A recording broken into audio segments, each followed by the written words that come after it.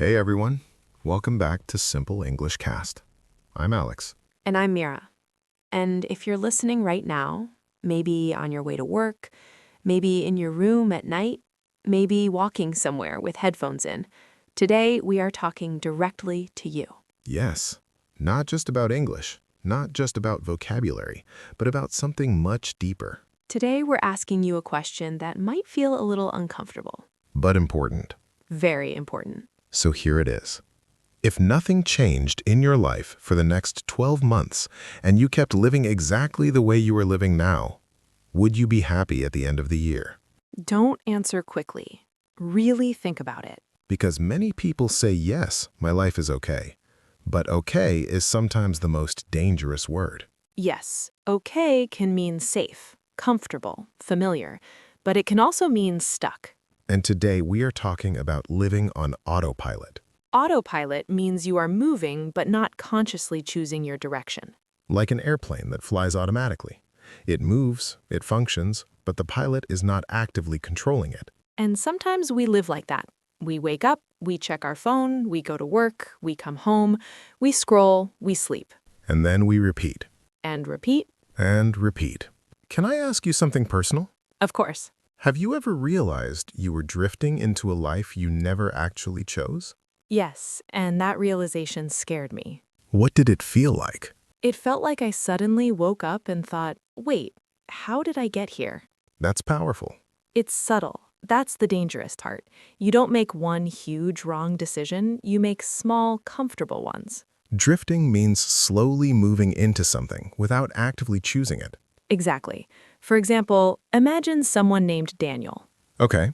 Daniel finishes college. He doesn't know what he really wants, so he takes a job that is good enough. Not exciting, not terrible. Right. Then he says, I'll stay 1 year. 1 year becomes 3. 3 becomes 7. And suddenly he's 32 and he realizes he doesn't like his career. But now it feels harder to change. That's drifting. Yes, no disaster, no explosion, just slow movement away from who you wanted to become. Why do we choose comfort so often? Because comfort feels safe. Growth feels risky. Risky how? Growth means you might fail, you might look stupid, you might feel embarrassed. For example, speaking English in front of others. Yes, maybe you're listening right now and you understand 80% of what we say, but you don't speak much. Why? Because speaking means making mistakes publicly. And that hurts the ego. Exactly. The ego wants to protect you. It says, stay quiet, stay safe. But staying safe too long can make you small. And here's the truth. Growth is uncomfortable, but regret is worse. Let's talk about fear. What do people fear most when they try something new? Looking foolish. Yes. Imagine a woman named Clara. She wants to start a YouTube channel in English. But English is not her first language. Exactly. She thinks, what if people laugh at my accent? What if I make grammar mistakes? What if my friends judge me? So what does she do? She waits. For what? For the perfect moment, for better English, for more confidence. And does that moment ever come? Usually no. Let's destroy a myth right now. Okay. People think confidence comes before action. But actually, confidence comes after action. Yes, you don't wait to feel brave. You act while feeling afraid. Courage is not the absence of fear. It's action despite fear. Say that again. Courage is action despite fear. So if you're waiting to feel ready, you might wait forever. Sometimes change doesn't come from motivation. It comes from pain. Yes, sometimes you hit rock bottom. Rock bottom means the lowest emotional or situational point. But here's something interesting. Rock bottom doesn't always look dramatic. What do you mean? Sometimes it's quiet. It's not losing everything. It's just waking up and thinking, I don't like who I'm becoming. That's heavy. It is. Maybe you realize you complain all the time, or you avoid responsibility, or you gave up on dreams you once cared about. And that moment hurts. But pain can be a signal. Yes, pain says something needs to change. Let's talk about failure. Okay. When people fail, they usually fall backward. Meaning? Meaning they return to old habits, old excuses, old identities. So, for example, I failed the test. I'm bad at languages. That's identity-based thinking. Yes, instead of saying my strategy didn't work. So what is falling forward? Failing but learning. Failing but moving slightly closer to your goal. Like trying to speak English at work, making mistakes, feeling embarrassed, but trying again tomorrow. Exactly. Falling forward means you use failure as feedback, not as proof that you are incapable. Let's talk about patterns. Patterns are repeated behaviors. What's a common negative pattern? Big excitement, big goal, no system, no consistency, then disappointment. Yes, that's common. Imagine someone named Lucas. Okay. In January, Lucas says, "This is my year. I'll wake up at 5 a.m., I'll read every day, I'll go to the gym." Ambitious. Very. For 10 days, he's perfect. Then what? He gets tired, misses 1 day, feels guilty, misses 2 days, then stops completely. And what story does he tell himself? I'm inconsistent. I always quit. So how do you break out of a pattern like that? Start smaller. Focus on consistency, not intensity. So instead of 2 hours of study, 15 minutes, but daily. how much of people's unhappiness comes from comparison? A lot. Maybe more than they realize. Why is comparison so powerful? Because we don't compare our beginning to someone else's beginning. We compare our behind the scenes to someone else's highlight reel. Explain that. When you look at someone online, you see the result, the promotion, the confidence, the fluency, the perfect photo. But you don't see the failures. You don't see the anxiety before they speak, the mistakes they made, the years they practiced in private. So what happens when someone listening compares themselves to someone more advanced in English? They feel small. And what do they do next? Sometimes they quit, or they avoid speaking because they feel behind. But behind compared to who? Exactly. Let's talk directly to the listener. Yes. Your timeline is not the same as anyone else's. You started learning English at a different age, in a different environment, with different resources. Maybe someone else had native teachers. You didn't. Maybe someone else had more time. You had responsibilities. So why are you using their progress to measure your worth? That's a powerful question. Let's shift. What keeps someone going when motivation disappears? Purpose. How is purpose different from motivation? Motivation is emotional. It goes up and down. Like energy. Yes. Purpose is deeper. It's your reason. Can you give an example? Imagine a man named Oliver. He wants to improve his English. Why? At first, he says, because it's useful. That's vague. Exactly. So he quits often. What changes? He realizes he wants to work internationally so he can provide better opportunities for his younger sister. That's emotional. Yes, now English is not just a skill, it's a bridge to something meaningful. Purpose creates endurance. Let's talk about something difficult. Emotional discipline. That's important. What is emotional discipline? It's the ability to act according to your values, not your temporary emotions. For example, You don't feel like studying, but you study anyway. you feel insecure speaking, but you speak anyway. You feel tired, but you still keep your promise to yourself. Why is that powerful? Because every time you act despite your mood, you build self-trust. Self-trust. Let's stay there. Self-trust. Okay? What is self-trust? It's believing your own promises. Many people don't trust themselves. Yes. They say, I'll start Monday. Then they don't. They say, I'll practice daily. Then they stop. They say, I'll practice daily. Then they stop. After repeating this pattern many times, they stop believing their own words. So, how do you rebuild self-trust? Start small. Keep small promises. Such as, I will study 10 minutes and actually do it. even if you can do more. Yes, consistency is more important than intensity. Let's talk about delayed gratification. That's a big one. What does it mean? It means choosing long-term rewards over short-term pleasure. Like, Scrolling social media feels good now. Studying feels uncomfortable now. But long-term, Studying builds your future. Scrolling builds nothing. so the question is not, what do I feel like doing? It's, what does my future self need me to do? Designing your future self. Let's imagine something. Okay? Close your eyes, if you're not driving. Yes, please don't close your eyes if you're driving. Imagine yourself 5 years from now. What kind of person are you? How do you speak? How do you carry yourself? What habits does that future version of you have? Now here's the real question. What would that version of you do today? That's powerful. Let's say a word that might sound harsh. Okay? Mediocrity. That means average, ordinary, not terrible, not excellent. Why do so many people stay there? Because it's socially acceptable. No one criticizes you for being average. But average often hides unrealized potential. That hurts. It should. The cost of inaction. People think action is risky, It is. but inaction also has a cost. A hidden cost. What is that cost? Regret. Explain. Imagine a woman named Sophie. She wanted to move abroad. But She waited. She felt unsure. She stayed comfortable. years passed. Now she wonders, what if? That what if can follow you for decades. Let's talk about the voice in your head. Yes.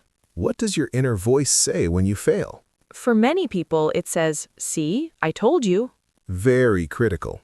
Yes, harsh, unforgiving. Would you speak to a friend like that? Probably not. Then why speak to yourself like that? Your internal dialogue shapes your identity. So what should people practice? Constructive self-talk. Meaning, Instead of, I'm bad at English, say, I'm still learning.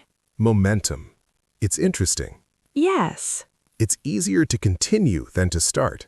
exactly. So maybe your goal this week is not to transform your life. It's to create momentum. One action, one repetition. One uncomfortable but necessary step. A direct question to you. Let me ask you something directly. Yes. What are you avoiding right now? Is it a conversation? Is it practicing speaking? Is it applying for a job? Whatever it is, avoidance feels safe. But it slowly shrinks your world. You are not stuck because you are incapable You are stuck because you are comfortable or afraid. or uncertain. But none of those are permanent identities. They are temporary states.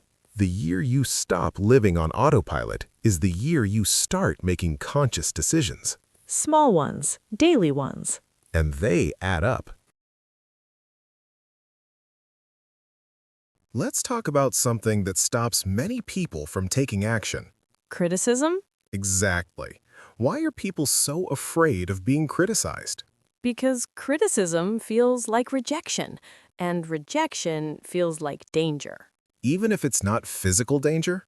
Yes, it feels social, emotional. Imagine someone named Ethan. Okay, Ethan starts speaking English more confidently at work. that's brave. One colleague corrects his pronunciation in front of others. Ouch. He feels embarrassed. So what does he do next? He becomes quiet again. That's common. But here's the question. Was that correction humiliation or information? That depends on how Ethan interprets it. Exactly. Interpretation changes everything. If he thinks, they think I'm stupid, he shrinks. If he thinks, good, now I know how to say it better, he grows. Life is not only about what happens. It's about the meaning you attach to what happens. Two people can experience the same failure. One says, I'm not talented. The other says, I need a better strategy. Same event, different future. Let's talk about something no one likes to admit. Okay. Improvement is boring. Yes, real growth is repetitive. Why do people quit when things become boring? Because we are addicted to excitement. We want fast results, dramatic progress. But mastery is built in quiet repetition. For example, Practicing pronunciation daily, listening carefully, repeating sentences. it's not glamorous, No, it's simple. but simple, done consistently becomes powerful. Let's talk about environment. Yes, this is huge. What do you mean by environment? The people around you, the content you consume, the physical space you live in. How does that affect growth? If everyone around you avoids growth, you'll normalize stagnation. That's strong. Imagine someone named Hannah. Okay. She wants to improve her English. But Her friends laugh when she practices speaking. that's discouraging. Very. So what can she do? She can change her microenvironment. Meaning? Join online communities, listen to podcasts, follow people who inspire growth. You can't always change your entire world. But you can change small parts of it. Let's imagine someone who already failed many times. Okay. A man named Marcus. He tried learning English 3 times seriously. And stopped each time? Yes, So now he believes he's inconsistent. exactly. How does Marcus rebuild? First, he stops using past failure as identity. Explain. He doesn't say, I am someone who quits. He says, He says, I used the wrong systems before. that's empowering. Yes, because systems can change. Identity feels permanent. Why do short-term emotions win so often? Because they are loud. And long-term vision? It's quiet. Give an example. You feel tired. Your short-term emotion says, skip practice. Your long-term vision says, 10 minutes still matter. which one usually wins? The louder one. So how do we strengthen long-term thinking? By reminding ourselves daily of why we started. Let's make this practical. Yes. What is a micro-commitment? A very small promise you can realistically keep. Example, I will listen to 5 minutes of English daily. not an hour? No, start small. Why is small powerful? Because it removes resistance. This one is important. Yes. Are you willing to be seen trying? That's vulnerable. It is. When you try publicly, people can see your imperfections. But they can also see your effort. And effort inspires more than perfection. How dangerous is the word someday? Very. Why? Because it feels like a plan, but it's vague. Someday I'll start speaking. Someday I'll apply. Someday I'll change. But someday often becomes never. Let me ask you something serious. Go ahead. If nothing changed for 5 years, would you regret it? Pause for a moment and really think. 5 years is not abstract. It's real. You can transform your English completely in 5 years. You can transform your identity. At some point, growth becomes a choice. Yes, Not a mood, not inspiration. a decision. You decide, I'm done drifting. You decide I'm done blaming. You decide, I'm responsible. Maybe you're not where you want to be. That's okay. Maybe you've wasted time. That's human. Maybe you feel behind.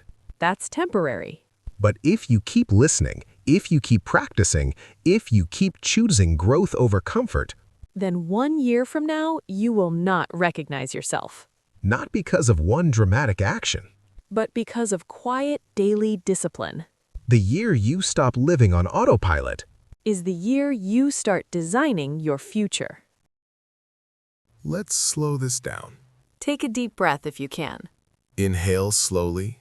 Exhale slowly.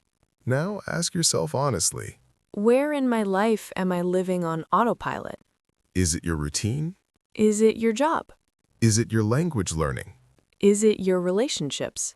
Where are you repeating days instead of building them? I want to ask you something that might feel uncomfortable. But important. What habits are keeping you small? Is it procrastination? Is it negative self-talk? Is it waiting for perfect conditions? We're not asking this to judge you. We're asking so you can see clearly. People think transformation requires massive change. But often it starts with one decision. One moment where you say, enough. Enough drifting. Enough waiting. Enough blaming circumstances.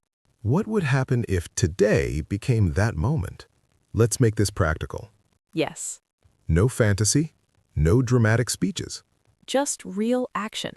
What is one small action you can take this week? Not 10, Not a huge plan. just one. Maybe you record yourself speaking for 2 minutes.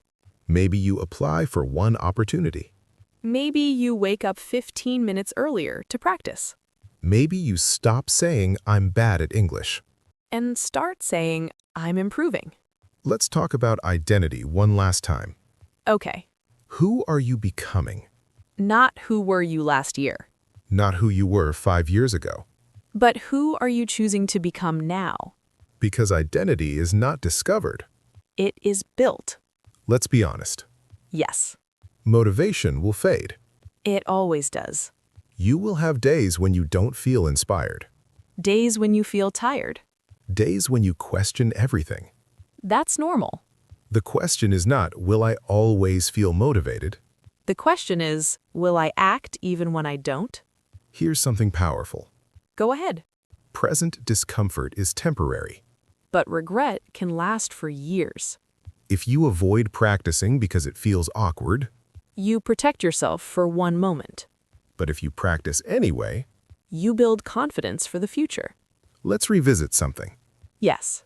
Imagine yourself 5 years from now. Do you want to say, I wish I had started? Or do you want to say, I'm glad I didn't quit? That difference is created by daily choices. Many people wait until they feel ready. But readiness is often created by starting. You don't feel confident, then act. You act, then become confident. You don't feel disciplined, then practice. You practice, then become disciplined. What old story are you still telling yourself? I'm not talented. I'm too late. I always quit. What if that story is outdated? What if you're not who you were before? Let's be clear. Yes. Taking responsibility is not about shame. It's about ownership. Shame says, I am the problem. Ownership says, I can influence the outcome. If we could sit across from you right now, And look you in the eyes. we would ask you one thing, Are you ready to stop living on autopilot? not in a dramatic way, Not in a perfect way. but in a real way.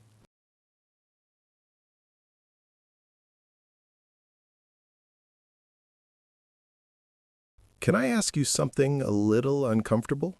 You always do, Alex. Go ahead. Why do you think so many people stay in lives they secretly dislike? That's a heavy question. It is. I think because change feels more dangerous than unhappiness. Say that again. Change feels more dangerous than unhappiness. Wow. If someone is unhappy but stable, their brain says, at least we know this pain. But if they change, new job, new city, new routine, their brain says, danger, unknown. So we choose familiar pain over unfamiliar possibility. Exactly. That hurts to hear. But it's true. Can we talk about something practical? Yes. When someone feels stuck, they often think they need a huge transformation. Yes. Big dramatic change. New identity, new body, new career, new personality. New life in 30 days. And when they can't do that, they quit. Because they're aiming too big. So what's the alternative? Start embarrassingly small. Explain that. Instead of saying, I will wake up at 5 a.m. forever, say, tomorrow I will wake up 10 minutes earlier. That sounds too simple. That's the point. People underestimate small changes. Small changes compound, but dramatic promises collapse. Let's talk about identity for a moment. Okay. Most people say, I want to change my habits. Yes. But maybe the real goal is to change identity. That's powerful. If someone says, I'm trying to exercise, that sounds temporary. But if they say, I'm becoming someone who takes care of their body, that sounds permanent. Yes. Habits follow identity. So instead of chasing results, chase identity. Exactly. Let's imagine someone listening right now. Let's call him Daniel. Okay. Daniel is 32. He feels behind in life. His friends are buying houses, some are getting promoted, some are starting families. And Daniel feels stuck. Yes, he scrolls social media every night and compares himself. That comparison is poison. What would you say to Daniel? First, I'd ask him, compared to who? That's good. Everyone's timeline is different. Some people bloom early, some bloom later. And social media shows highlights, not reality. Exactly. Where do you think this idea of being behind comes from? Society creates invisible deadlines. Like what? By 25, you should have this. By 30, you should have that. By 35, you should be stable. Who decided that? No one officially, but we absorb it. And then we punish ourselves for not following it. Yes. Have you ever looked at your life and thought, how did I end up here? Yes, and that question is painful. Why? Because it means we were not conscious. We drifted. Yes. But here's something important. Drifting doesn't mean you're broken. It means you were surviving. That's different. Very different. Explain survival mode. Survival mode is when your goal is just to get through the day. No big dreams, just basic functioning. Yes. Growth mode is different. Growth mode means you're building something, you're improving, you're thinking long term. Can someone move from survival to growth? Yes, but first, they need rest. That's interesting. You cannot grow when exhausted. Some people feel guilty when they rest. That's common. They think rest equals weakness. But rest is preparation. So maybe the comeback doesn't start with hustle. Maybe it starts with healing. That's powerful. Forgiving your past self. Let's go deeper. Okay. If someone made bad choices in the past, how do they forgive themselves? By understanding context. Explain. You made decisions with the knowledge, emotional state, and resources you had at that time. So your past self was doing their best. Maybe not perfect, but trying. That changes perspective. If someone wants to start changing today, what question should they ask themselves? I would ask, what kind of person do I want to become? Not what do I want to achieve? No. Who do you want to become? Because achievements fade. Identity lasts. Let's give listeners something practical. Okay. What can they do tonight? Take a notebook. Write 2 lists. List 1. Habits that are pulling you down. List 2. Habits that would move you forward. Then what? Choose 1 habit from list 2. Just 1. Start tomorrow. Not 5. No, 1. Fear of judgment. Can we talk about judgment? Yes. Many people don't change because they're afraid others will judge them. That fear is powerful. For example, Someone wants to start posting videos. They think, what will people say? and so they never start. Exactly. But what's worse, temporary embarrassment or permanent regret? That's the real question. We talk a lot about the cost of failure, Yes. but we rarely talk about the cost of not trying. And that cost is invisible. Until years pass. And you realize you stayed small. Why is being a beginner so uncomfortable? Because beginners look awkward. And adults hate looking awkward. Yes. As children, we learn by failing. As adults, we fear failing. But every expert was once a beginner. That's simple, but true. Let's speak directly to the listener. Okay. If someone feels lost right now, what would you tell them? I would say feeling lost is not the end. It is information. Information. Yes, it tells you something needs to change. So being lost is awareness. Exactly. We always imagine comebacks as dramatic, Big music, big speech. but real comebacks are quiet. Very quiet. Waking up earlier, reading 1 page, saying no to 1 toxic habit. Choosing differently repeatedly. If you had to summarize this entire episode in one sentence, what would it be? Your life can change, but not all at once. One small decision at a time. I love that. What about you? I'd say, you are not behind. You are becoming. That's beautiful. To everyone listening, you are not too late. You are not broken. You are not finished. Your story is still being written. And maybe this is the chapter where you stop drifting and start choosing. And start choosing. This was Simple English Cast. I'm Meera. And I'm Alex. See you in the next episode.